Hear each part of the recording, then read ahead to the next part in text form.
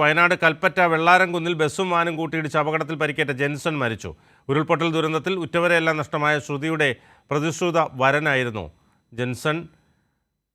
വിശദാംശങ്ങളുമായി അനൂപുണ്ട്. അനൂപ്, വളരെ ദുഃഖകരമായ ഒരു വാർത്തയാണ്. കാരണം ശ്രുതി ഉരുൾപൊട്ടൽ ദുരന്തത്തിൽ ഉറ്റവരെയെല്ലാം നഷ്ടമായ ശ്രുതിയുടെ പ്രതിശ്രുത വരനായിരുന്നു. അതുകൊണ്ട് എവരും പ്രാർത്ഥനയോടെ ജെൻസൺ മടങ്ങി വരുമെന്ന് പ്രതീക്ഷിച്ചിരുന്നു.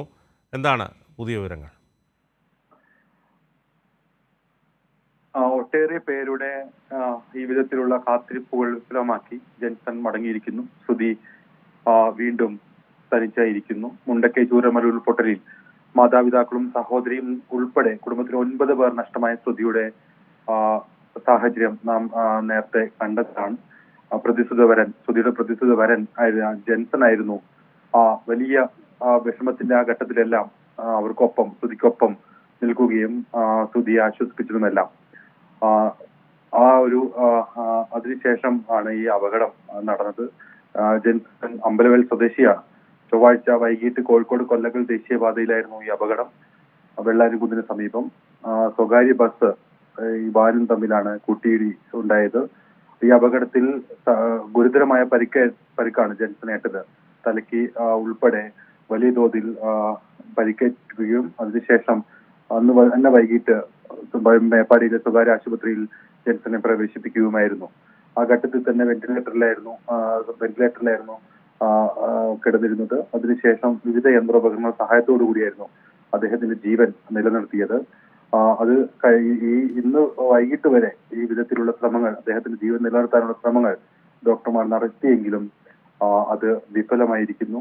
വൈകിട്ടോടുകൂടി തന്നെ അദ്ദേഹത്തിന്റെ ആരോഗ്യനില വഷളാവുകയും പിന്നീട് മരണം സംഭവിക്കുകയുമായിരുന്നു. ഇന്ന് രാത്രിയോടുകൂടി അല്പസമയം മുൻപ് അദ്ദേഹത്തിന്റെ മരണം സ്ഥിരീകരിച്ചു.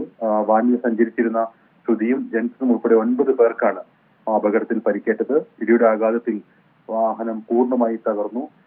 ഇവരെല്ലാം വാഹനം വെട്ടിപ്പൊളിച്ചാണ് നാട്ടുകാർ ഉൾപ്പെടെ രക്ഷാപ്രവർത്തകർ ജെൻസനെ ഉൾപ്പെടെ പുറത്തേക്കെടുത്തത്. ആ ഘട്ടത്തിൽ തന്നെ ജെൻസന്റെ നില അതീവ ഗുരുതരമായിരുന്നു. പിന്നീടാണ് ആശുപത്രി പ്രവേശിപ്പിച്ചത്. ഉരുൾപൊട്ടലിൽ ശ്രുതിയുടെ അച്ഛൻ ശിവണ്ണനും അമ്മ സബിതയും സഹോദരി ശ്രേയയും ഉൾപ്പെടെ കുടുംബത്തിൽ 9 പേരെയാണ് ശ്രുതിക്ക് നഷ്ടമായത്. കോഴിക്കോട് ജോലി സ്ഥലത്തായതുകൊണ്ട് മാത്രമാണ് ശ്രുതി ആ ദുരന്തത്തിൽ നിന്ന് രക്ഷപ്പെട്ടത്. കൽപ്പറ്റയിലെ വാടക വീട്ടിൽ ബന്ധുവിനൊപ്പം കഴിഞ്ഞു വരികയായിരുന്നു ശ്രുതി. ആ സമയങ്ങളിലെല്ലാം ജെൻസന്റെ ഒരു പിന്തുണയും സ്നേഹവും ആശ്വാസവും എല്ലാം ആയിരുന്നു ശ്രുതിയെ ആ ദുരന്തത്തിന്റെ മഹാ ആഘാതത്തിൽ നിന്ന് കരകയറ്റിയത്. ആ വിധത്തിൽ അവർ ജീവിതം തുടരവെയാണ് ഈ ഒരു ദുരന്തം കൂടി സംഭവിച്ചത്. ഉരുൾപൊട്ടൽ ദുരന്തത്തിന് 1 മാസം മുൻപാണ് ഇവരുടെ വിവാഹ നിശ്ചയം ഉൾപ്പെടെ നടന്നത്. അതോടൊപ്പം ശ്രുതിയുടെ പുതിയ വീടിന്റെ ഗൃഹപ്രവേശനവും ഉരുൾപൊട്ടൽ ദുരന്തത്തിന് മുൻപാണ് നടന്നത്. പിന്നീടാണ് അതെല്ലാം ഇല്ലാതാക്കിയ വലിയ ദുരന്തം ശ്രുതിയെ തേടിയെത്തിയത്, അല്ലെങ്കിൽ ആ മേഖലയിലാകെ ഉണ്ടായത്.